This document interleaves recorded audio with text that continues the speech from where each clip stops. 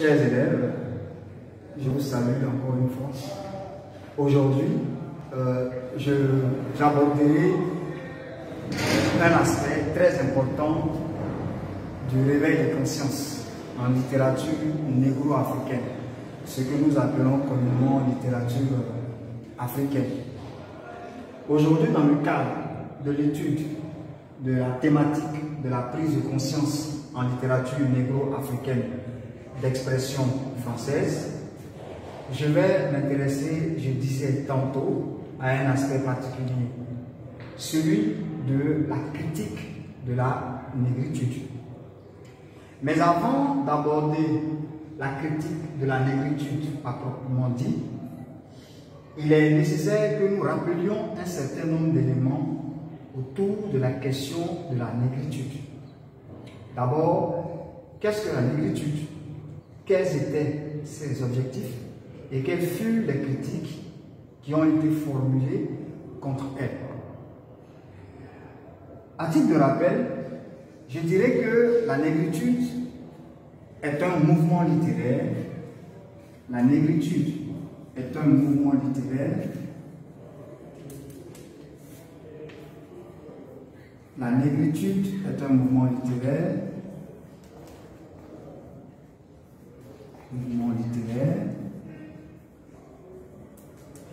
Qui milite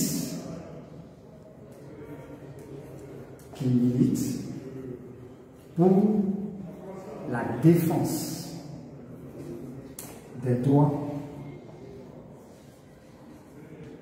et des identités nègres.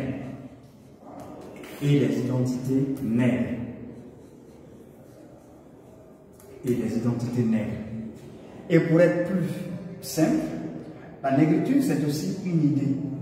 Toute idée qui tend vers la révalorisation de l'homme africain et de son identité.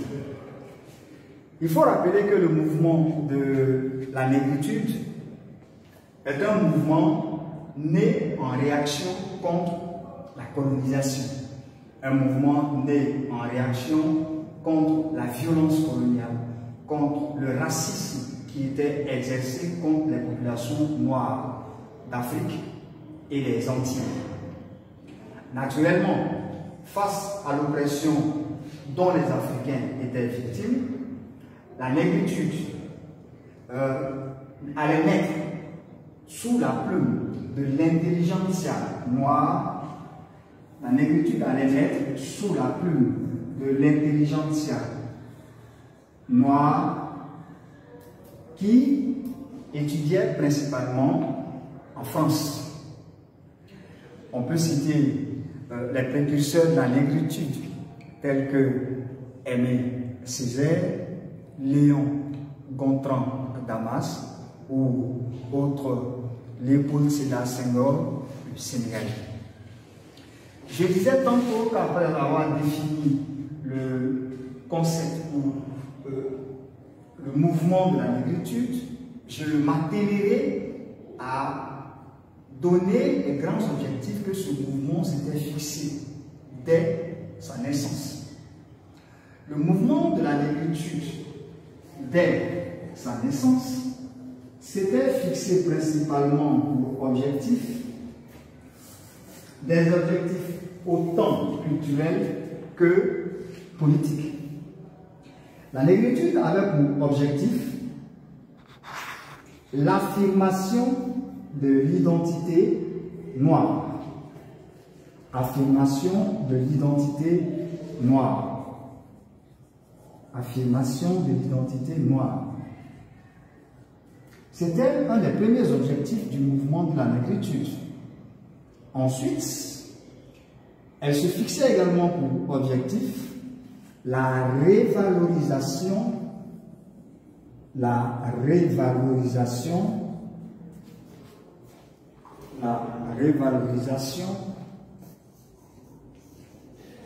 des cultures nègres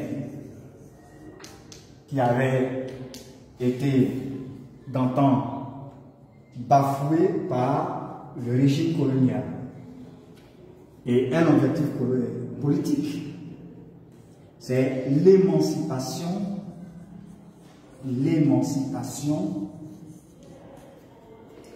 des peuples noirs,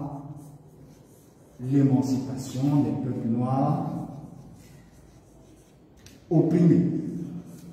L'émancipation des peuples noirs opprimés. Par opprimés, entendez coloniser. Opprimé,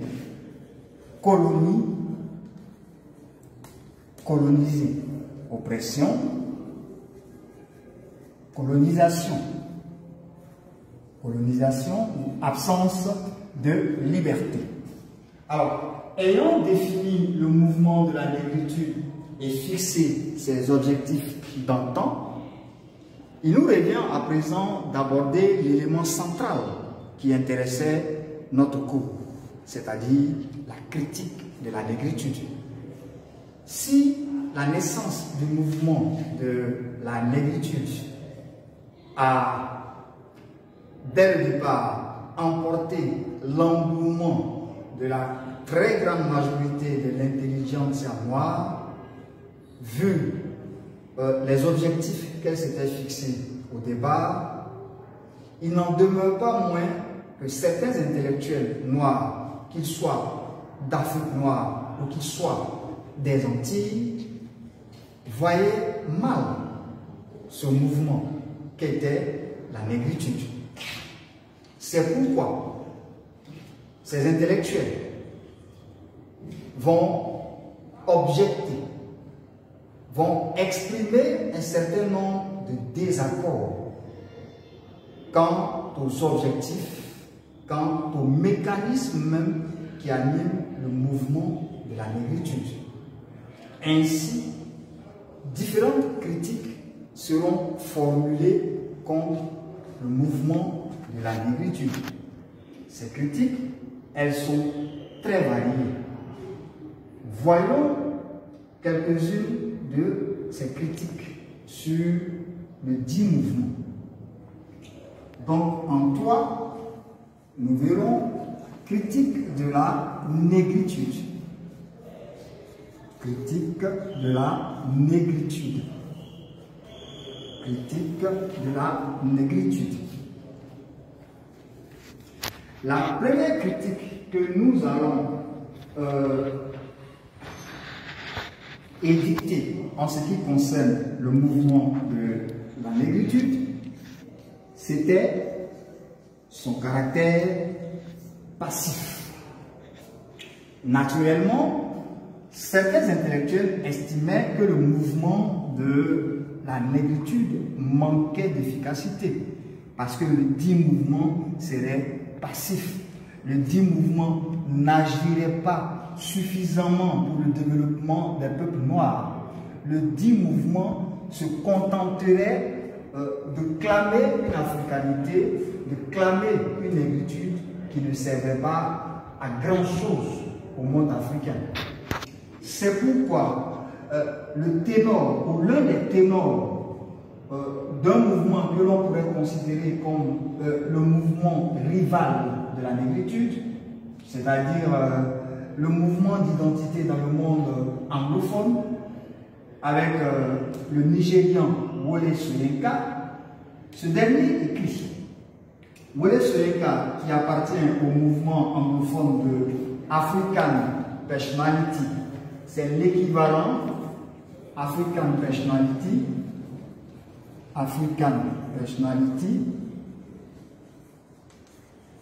c'est l'équivalent de la négritude dans le monde anglophone.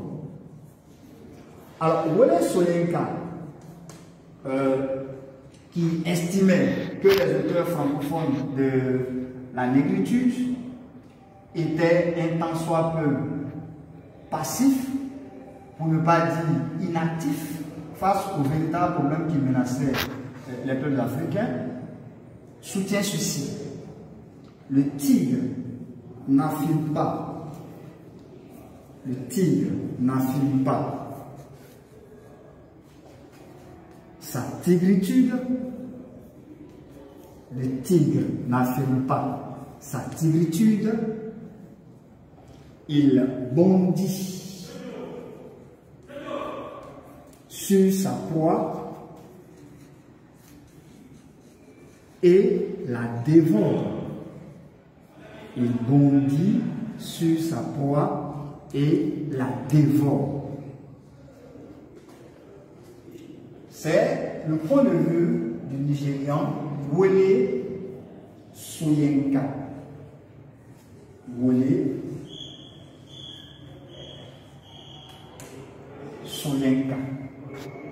Au-delà du Nigérian Wole Soyinka, d'autres intellectuels noirs estiment également que la négritude a raté la mission qu'elle s'était fixée dès le départ. Elle avait raté la mission en ce sens qu'elle était non seulement jugée trop passive, mais en plus que l'orientation raciale de la lutte, l'orientation culturelle qu'ils avaient donnée à la lutte ne servait pas à grand chose. Donc, on leur reproche une certaine inefficacité. On leur reproche une certaine inefficacité. Inefficacité à cause de l'orientation de l'orientation culturelle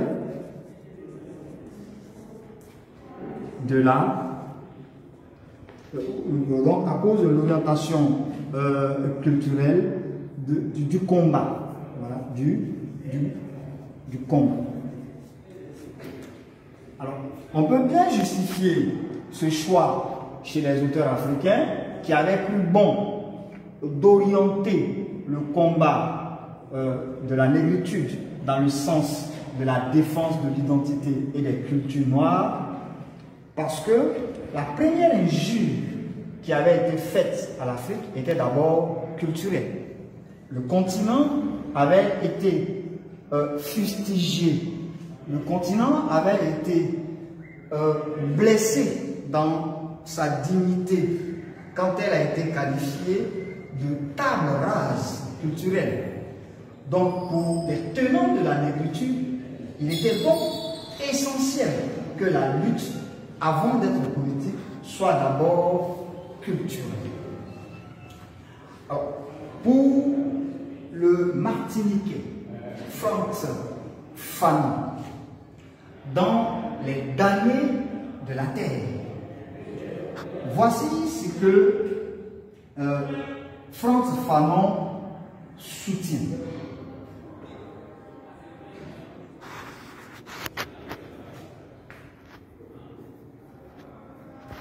Vouloir coller à la tradition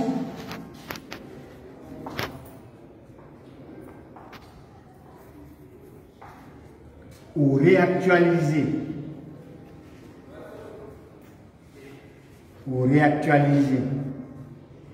les traditions délaissées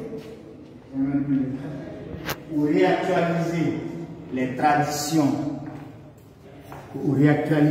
traditions délaissées,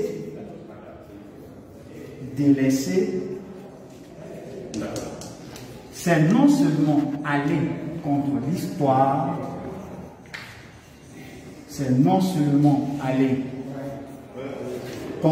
l'histoire,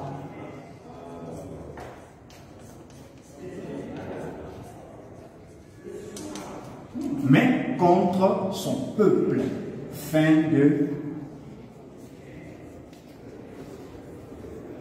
Contre son peuple. Fin de citation. Voici donc le point de vue de Frantz Fanon de la négritude. Le béninois Stanislas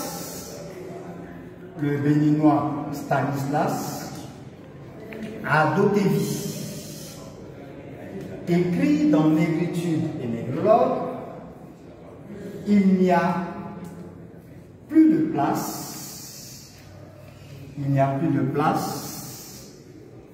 pour une littérature en dehors du combat révolu. Une littérature en dehors du combat révolutionnaire.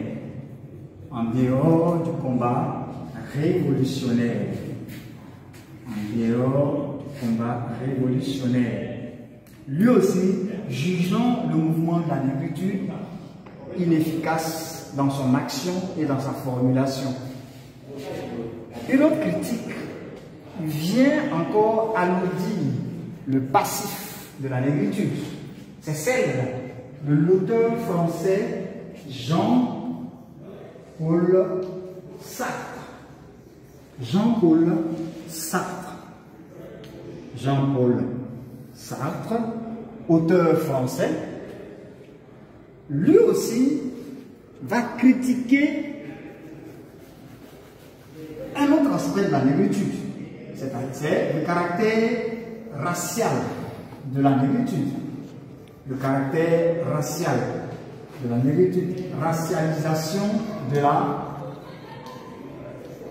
la lutte. Et pour Jean-Paul Sartre, la négritude court un risque, celui de basculer dans ce qu'il appelle un racisme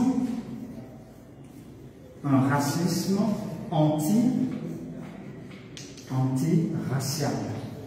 Un racisme anti-racial. C'est donc là une autre critique. Pour Jean-Paul Sartre, la négritude a orienté sa lutte dans le sens de la race noire. En orientant sa lutte dans le sens de la race noire, elle affirmait, mais semblait encourager une certaine différenciation des individus selon leur race. Pour lui, la négritude qui était supposée être le remède au racisme colonial risquait elle-même de basculer dans une forme de racisme, d'où le racisme antiracial. Autrement dit, un mouvement antiracial qui devenait lui-même raciste. Voilà globalement les grandes critiques que l'on peut formuler contre la négritude. Nous vous remercions et à la prochaine pour la suite.